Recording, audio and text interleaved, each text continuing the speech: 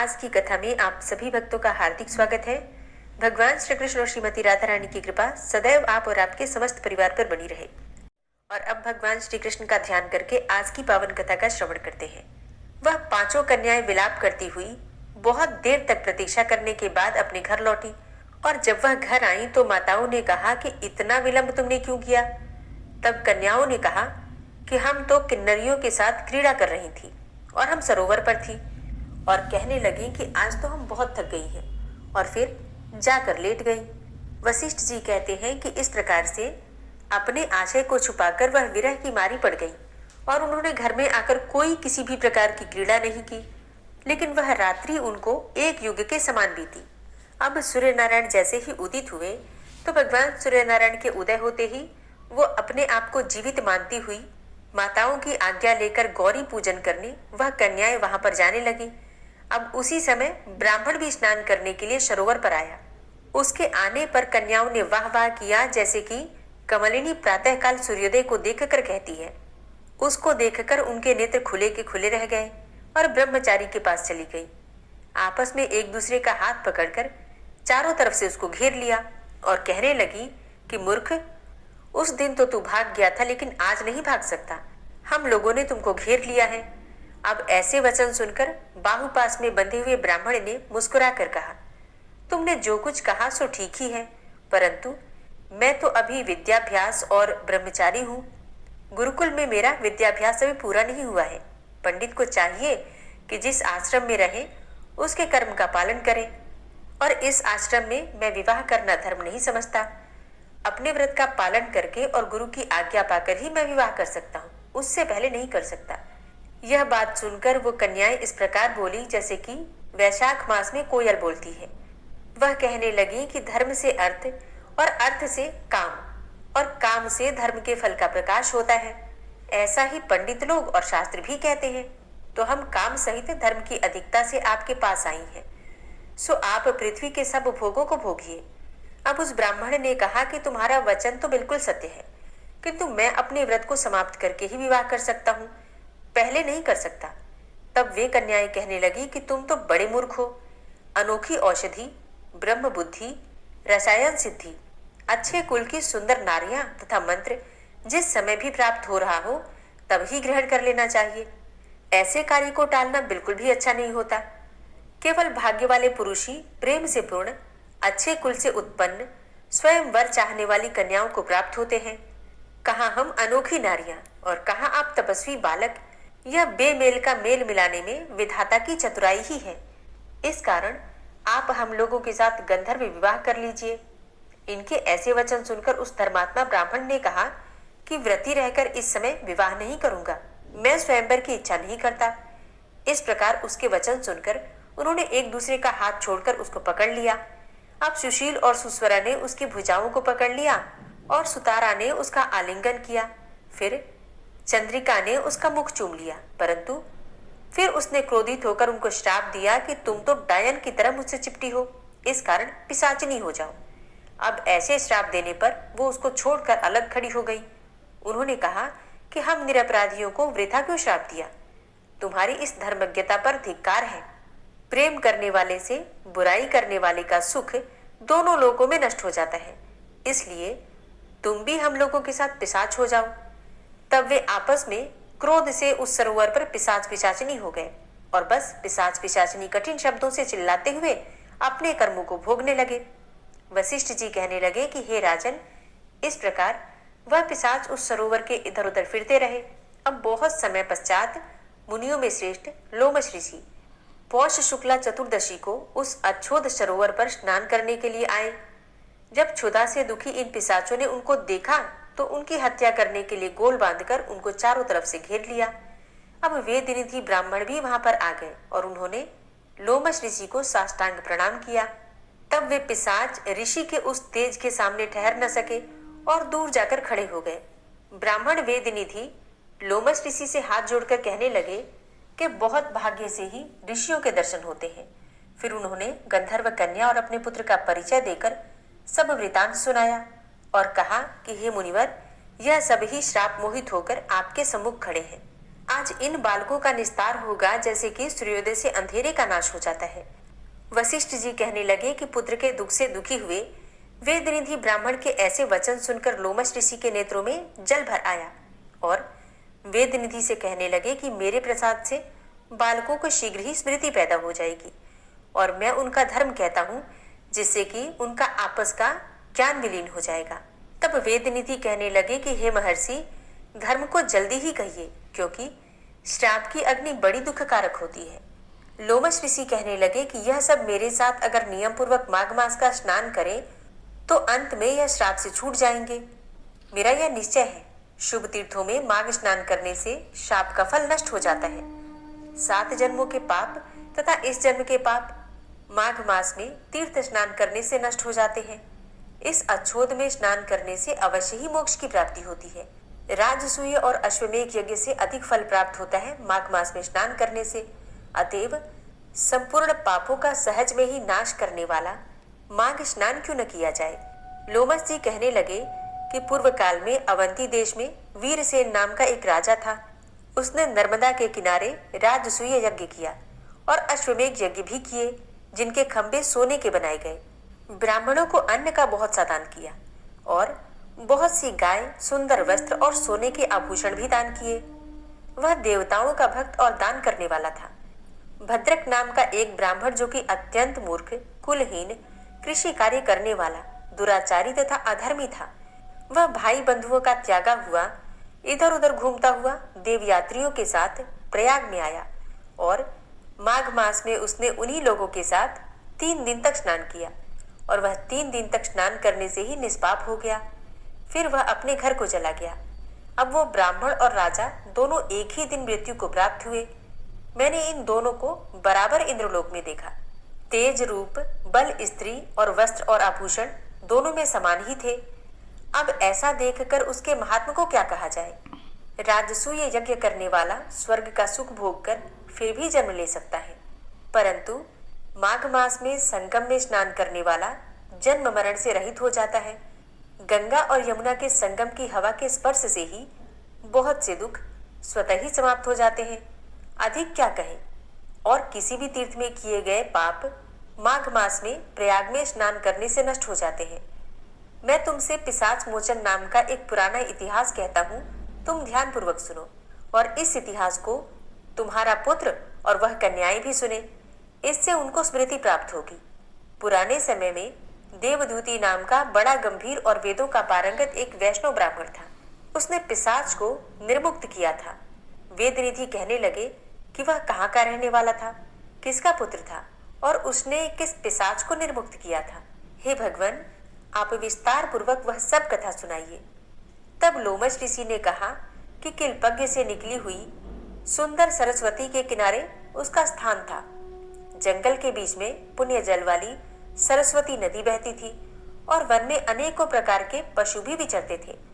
उस ब्राह्मण के श्राप के भय से पवन भी बहुत सुंदर चलती थी और वन चैत्र रथ के समान था। उस जगह धर्मात्मा देवदूती रहता था। उसके पिता का नाम सुमित्र था और वह लक्ष्मी के वरदान से उत्पन्न हुआ था। वह सदैव आत्मा को स्थिर रखता और गर्मी में अपने नेत्र सूर्य की तरफ रखता। वर्षा में खुली हुई जगह पर तपस्या करता। हेमंत ऋतु में सारस्वत सरोवर में बैठता और त्रिकाल संध्या करता। जितेंद्रिय और सत्यवादी भी था। अपने आप गिरे हुए फल और पत्तियों का भोजन करता था। उसका शरीर सूख कर हड्डियां मात्र रह गई थी। इस प्रकार उसको तप करते हुए वहां पर 1000 वर्ष बीत गए। तप के प्रभाव से उसका शरीर अग्नि के समान प्रज्वलित था। विष्णु की प्रसन्नता से ही वह सब कर्म करता। दधीची ऋषि के वरदान से ही वह श्रेष्ठ वैष्णव हुआ था। एक समय उस ब्राह्मण ने वैशाख महीने की एकादशी को हरि की पूजा करके उनकी सुंदर स्तुति की तथा विनती की और उसकी विनती सुनकर भगवान उसी समय गरुड़ पर चढ़कर उसके पास आ गए। चतुर्भुज विशाल नेत्र, मेघ जैसा स्वरूप, भगवान को स्पष्ट देखकर प्रसन्नता के मारे उसकी आंखों में आंसू भर आए और कृतकृत्य होकर उसने भगवान को प्रणाम किया। उसने अपने शरीर को भी याद न रखा और भगवान के ध्यान में लीन हो गया। तब भगवान ने कहा कि हे देवदूती, मैं जानता हूँ कि तुम मेरे परम भक्त हो। मैं तुमसे अति प्रसन्न हूँ। तुम वर मांगो। इस प्रकार भगवान के वचन सुनकर प्रेम के मारे लड़खड़ाती हुई वाणी में कहने लगा कि हे देवाधिदेव, अपनी माया से शरीर धारण करने वाले, आपका दर्शन तो देवताओं को भी दुर्लभ है। अब आपका दर्शन भी हो गया, मुझको और क्या चाहिए? मैं सदैव आपकी भक्ति में लगा रहूं। भगवान उसके वचन सुनकर कहने लगे कि ऐसा ही होगा, तुम्हारे तप में कोई बाधा नहीं पड़ेगी। जो मनुष्य तुम्हारे द्वारा कहे गए स्तोत्र को पढ़ेगा, उसकी मुझ में अचल भक्ति होगी, उसके धर्म कार्य सांगोपांग होंगे और उसकी ज्ञान में परम निष्ठा होगी। इतना कहकर भगवान अंतर्ध्यान हो गए। तब देवनिधि कहने लगे कि हे महर्षि, जैसे गंगा जी में स्नान करने से मनुष्य पवित्र हो जाता है, उसी प्रकार से भगवान की इस कथा को सुनकर मैं पवित्र हो गया। अब कृपा करके उस स्तोत्र को भी कहिए जिससे कि उस ब्राह्मण ने भगवान को प्रसन्न किया। तब लोमस जी कहते हैं कि उस स्तोत्र को पहले गरुड़ जी ने पढ़ा था, उनसे मैंने सुना। हे विप्र, यह स्तोत्र अध्यात्म विद्या का सार और पापों का नाश करने वाला है। वासुदेव, सर्वव्यापी, चक्रधारी, सज्जनों के प्रिय, जगत के स्वामी श्री कृष्ण को नमस्कार है। जय श्री कृष्ण। आज की कथा का यहीं पर समापन करते हैं। इसके आगे का वृतांत आप कल की कथा में सुनेंगे। उम्मीद करती हूँ कि आज की कथा आपको जरूर पसंद आई होगी। अगर कथा अच्छी लगी हो तो वीडियो को लाइक करना बिल्कुल मत भूलिए और कमेंट बॉक्स में राधे राधे जरूर लिख दीजिए। ओम विश्वं विष्णुर्वषट्कारो भूतभव्य भवत्प्रभु भूतकृत भूतभृद्भावो भूतात्मा भूतवाहन भूतात्मा परमात्मा च मुक्तानां परमागति अव्ययः पुरुषः साक्षी क्षेत्रज्ञो अक्षर एव च योगो योगविदां नेता प्रधान पुरुषेश्वरः नारसिंहवपुः श्रीमान् केशवः पुरुषोत्तमः सर्वः शर्वः शिवस्थाणुर्भूतादिर्निधिर्व्ययः संभवो भावनो भर्ता प्रभवः प्रभुरीश्वरः स्वयंभू शंभुरादित्यः पुष्कराक्षो महास्वनः अनादिनिधनो धाता विधाता धातुरुत्तमः अप्रमेयो ऋषिकेश पद्मनाभो अमरप्रभु विश्वकर्मा मनुस्त्वष्टा स्थविष्ठः स्थविरो ध्रुवः अग्राह्यः शाश्वतः कृष्णो लोहिताक्षः प्रतर्दनः प्रभूतस्त्रिककुब्धाम पवित्रं मङ्गलं परम् ईशानः प्राणदः प्राणो ज्येष्ठः श्रेष्ठः प्रजापति हिरण्यगर्भो भूगर्भो माधवो मधुसूदनः ईश्वरो विक्रमी धन्वी मेधावी विक्रमः क्रमः अनुत्तमो दुराधर्षः कृतज्ञः कृतिरात्मवान् सुरेशः शरणं शर्म विश्वरेताः प्रजाभवः अह संवत्सरो व्याल प्रत्ययः सर्वदर्शनः अजः सर्वेश्वर सिद्ध सिद्धि सर्वादिर्च्युतः वृषाकपिर्मेयात्मा सर्वयोगविनिश्रितः वसुर्वसुमनः सत्य समात्मा संमितः समः अमोघ पुण्डरीकाक्षो वृषकर्मा वृषाकृतिः रुद्रो बहुशिरा बभ्रुर्विश्वयोनिः शुचिश्रवः अमृतः शाश्वतस्थाणुर्वरारोहो महातपः सर्वगः सर्वविद्भानुर्विश्वक्सेनो जनार्दनः वेदो वेदविद्व्यङ्गो वेदाङ्गो वेदवित्कविः लोकाध्यक्षः सुराध्यक्षो धर्माध्यक्षः कृताकृतः चतुरात्मा चतुर्व्यूहश्चतुर्द्रष्टश्चतुर्भुजः भ्राजिष्णुर्भोजनं भोक्ता सहिष्णुर्जगदाति च अनघो विजयो जेता विश्वयोनिः पुनर्वसु उपेन्द्रो वामनः प्रांशुर्मोघः शुचिरुर्जितः अतीन्द्रः संग्रहः सर्गो धृतात्मा नियमो यमः वेद्यो वैद्यः सदा योगी वीरः माधवो मधु अतीन्द्रियो महामायो महोत्साहो महाबलः महाबुद्धिर्महावीर्यो महाशक्तिर्महाद्युति अनिर्देश्य वपु श्रीमान् मेयात्मा महाधृतृक् महिश्वासो महीभर्ता श्रीनिवास सतां गति अनिरुद्ध सुरानंदो गोविंदो गोविंदांपति मरीचिर्दमनो हंस सुपर्णो भुजगोत्तम हिरण्यनाभ सुतपा पद्मनाभ प्रजापति अमृत्यु सर्वदिक्सिंह संधाता संधिमान स्थिर अजो दूर्मर्षण शास्ता विश्रुतात्मा सुरारिहा गुरुर्गुर्तमो धाम सत्य सत्य पराक्रम निमिषो अनिमिषो श्रग्वी वाचस्पति रुदारथि अग्रणिर्ग्रामणी श्रीमान् न्यायो नेता समीरण सहस्रमूर्धा विश्वात्मा सहस्राक्ष सहस्रपात आवर्तनो निवृत्तात्मा संवृतः संप्रमर्दन अह संवर्तको वह निर्निलोधरणीधर सुप्रसादः प्रसन्नात्मा विश्वदृक् विशुभुग् विभु सत्कर्ता सत्कृतः साधु जहनुर्नारायणो नरः असंख्येयो अप्रमेयात्मा विशिष्ट शिष्टकृच्छुवि सिद्धार्थ सिद्ध संकल्प सिद्धिदः सिद्धि साधनः वृषाहि वृषभो विष्णुर्विष्पर्वा वृषोदरः वर्धनो वर्धमानश्च विविक्तः श्रुतिसागरः सुभुजो दूर्धरो वाग्मी महेन्द्रो वसुदो वसु नैकरूपो बृहद्रूप शिपिविष्टः प्रकाशनः ओजस्तेजो द्युतिधर प्रकाशात्मा प्रतापनः रिद्धस्पष्टाक्षरो मन्त्रश्चन्द्रांशुर्भास्करद्युतिः अमृतांशुद्भवो भानु शशबिन्दुः सुरेश्वरः औषधं जगतः सेतु सत्यधर्म पराक्रमः भूतभव्य भवन्नाथ पवनः पावनो नलः कामः कामकृत्कान्तः कामः कामप्रदः प्रभु युगाधिकृत युगावर्तो नैकमायो महाशनः अदृश्यो अव्यक्तरूपश्च सहस्रजित् अनन्तजित् इष्टो अविशिष्ट शिष्टेष्ट शिखंडी नहुसो वृष क्रोधः क्रोधकृत्कर्ता विश्वबाहुर्महीधरः अच्युतः प्रथितः प्राणः प्राणदो वासवानुजः अपां निधिर्धिष्ठानं प्रमत्तः प्रतिष्ठितः स्कन्दः स्कन्दधरो धूर्यो वरदो वायुवाहनः वासुदेवो बृहद्भानुरादिदेवः पुरन्दरः अशोकस्तारणस्तारः शूरः सौरिर्जनेश्वरः अनुकूलः शतावर्त पद्मी पद्मनिवेक्षणः पद्मनाभो अरविन्दाक्ष पद्मगर्भ शरीरभृत् महर्धिरिद्धो वृद्धात्मा महाक्षो गरुडाध्वजः अतुलः शरभो भीमो समयज्ञो हविर्हरि सर्वलक्षणलक्षण्यो लक्ष्मीवान् समितिञ्जयः वीक्षरो रोहितो मार्गो हेतुर्दामोदरः सः महीधरो महाभागो वेगवान् मिताशनः उद्भवः शोभनो देवः श्रीगर्भः परमेश्वरः करणं कारणं कर्ता विकर्ता गहनो गुहः व्यवसायो व्यवस्थान संस्थान स्थानदो ध्रुव परर्थी परमस्पस्तुष्ट पुष्ट सुभेक्षण रामो विरामो विरजो मार्गो नेयो नयोनयः वीर शक्तिमतां श्रेष्ठो धर्मो धर्मविदुत्तम वैकुंठ पुरुष प्राण प्राणदः प्रणवः पृथु हिरण्यगर्भ शत्रुघ्नो व्याप्तो वायुरुधोक्षज ऋतु सुदर्शनः कालः परमेष्ठी परिग्रह उग्र संवत्सरो दक्षो विश्रामो विश्वदक्षिणः विस्तारस्थावरस्थाणु प्रमाणं बीजमव्ययम् अर्थो अनर्थो महाकोशो महाभोगो महाधनः अनिर्विण्ण स्थविष्टोभू धर्मयुपो महामख नक्षत्रनेमिर नक्षत्री क्षमा चामः समीहन यज्ञ इज्जो महिज्यश्च क्रतुसत्रं सतां गतिः सर्वदर्शी विमुक्तात्मा सर्वज्ञो ज्ञानमुत्तमं सुव्रतः सुमुखः सुष्मा सुघोषः सुखदः सुहृतः मनोहरो जित्क्रोधो वीरबाहुर्विदारणः स्वापनः स्ववसो व्यापी नैकात्मा नैककर्मकृत् वत्सरो वत्सलो वत्सी रत्नगर्भो धनेश्वरः धर्मगुप्त धर्मकृद्धर्मी सदसक्षरमक्षरम् अविज्ञाता सहस्रांशुर्विधाता कृतलक्षणः गवस्थिनेमिः सत्त्वस्थः सिंहो भूतमहेश्वरः आदिदेवो महादेवो देवेशो देवभृद्गुरुः उत्तरो गोपतिर्गोप्ता ज्ञानगम्यः पुरातनः शरीरभूतभृद्भोक्ता कपीन्द्रो भूरि दक्षिणः सोमभो अमृतपः सोमः पुरुजित पुरुषोत्तमः विनियोजय सत्यसन्धो दाशाः सात्वतां जीवो विनयिता साक्षी मुकुन्दो अमितविक्रमः अम्भो निद्रणन्तात्मा महोदधीशयोऽन्तकः अजो महारः स्वाभाव्यो जितामित्रः प्रमोदनः आनन्दो नन्दनो नन्दः सत्यधर्मा त्रिविक्रमः महर्षि कपिलाचार्यः कृतज्ञो मेदिनीपतिः त्रिपदस्त्रिदशाध्यक्षो महाशृङ्गः कृतान्तकृत् महावराहो गोविन्दः सुखेणः कनकाङ्गदी गुह्यो गभीरो गहनो गुप्तश्चक्रगदाधरः फेथा स्वाङ्गो अजितः कृष्णो दृढः सङ्कर्षणोच्युतः वरुणो वारुणो वृक्षः पुष्कराक्षो महामनाः भगवान् भगानन्दी वनमाली हलायुधः आदित्यो ज्योतिरादित्यः सहिष्णुर्गतिसत्तमः सुधन्वाखण्ड परशुर्दारुणो द्रविडप्रदः दिविस्त्रिक्सरदृग्व्यासो वाचस्पतिर्योनिजः त्रिसामा सामगः साम निर्वाणं भेषजं भिषक्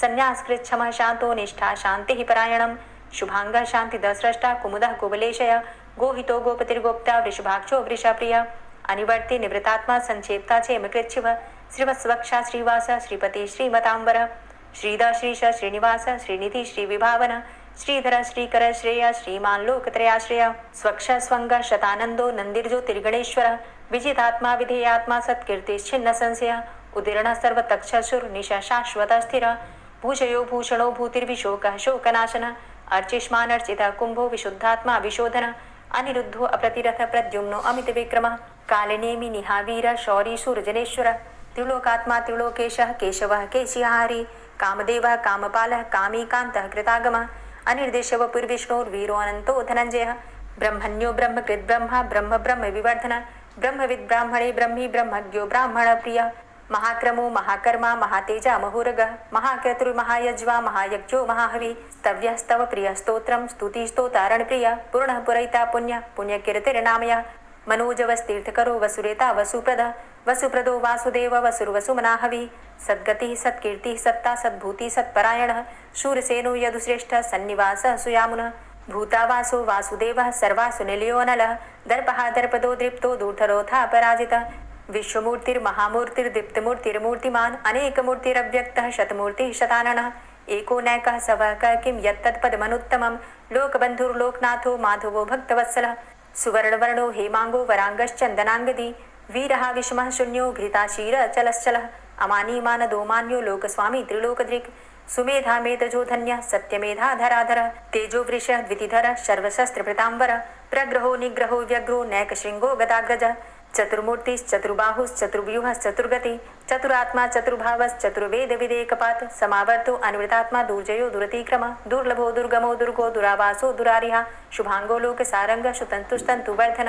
इंद्रकर्मा महाकर्मा कृतकर्मा कृतागम उद्भव सुंदर सुंदो रत्ननाभ सुलोचन अर्को वाजसन श्रृंगी जयंत सर्वविजयी सुवर्ण बिंदु रक्षोभ्य सर्वभागीश्वरेश्वर महाहृदो महागर्तो महाभूतो महानिधि कुमुदः कुंदरः कुंदः पर्जन्यः पावनो नीलः अमृताशो अमृतवपु सर्वज्ञः सर्वतोमुख सुलभ सुव्रत सिद्ध शत्रुजित् शत्रुतापन न्यग्रोधो दुम्बरो अस्वस्थश्चाणुरान्ध्रनिषूदन सहस्रार्चिः सप्तजिह्व सप्तैधा सप्तवाहन अमूर्तिरणघो अचिन्त्यो भयकृद् भयनाशन अणुर्बृहत् कृशस्थूलो गुणभृन्निर्गुणो महान् अधृत स्वधृत स्वास्य प्राग्वंशो वंशवर्धनः भारभृत कथितो योगी योगी स सर्वकामद आश्रम श्रमण छाम सुपर्णो वायुवाहन धनुर्धरो धनुर्वेदो दण्डोदमयितादम अपराजितः सर्वसहो नियन्ता नियमो यमः सत्त्ववान् सात्विक सत्य सत्यधर्मपरायण अभिप्रायः प्रियार्होर्ह प्रियकृत् प्रीतिवर्धन विहाय सगतिर्ज्योति सुरुचिर्हुद्भुग्विभु रविर्विलोचनः सूर्य सविता रविलोचनः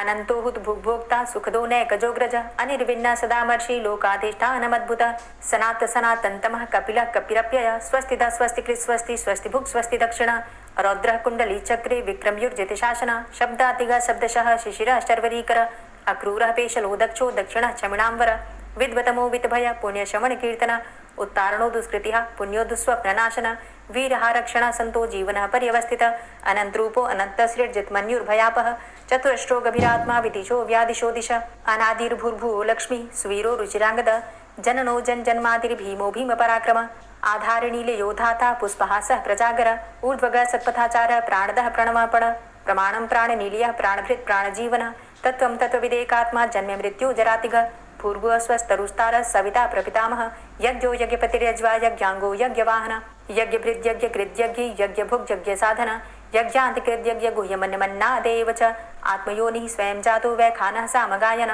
देवकी नन्दन स्रष्टा क्षितिसः पापनाशन शङ्खभृन्नन्दकी चक्री शारङ्गधन्वा गदाधरः रथाङ्गपाणिरक्षोभ्य सर्वप्रहरणायुध ओम नमः इति। श्री राधा कृपा कटाक्ष स्तोत्र।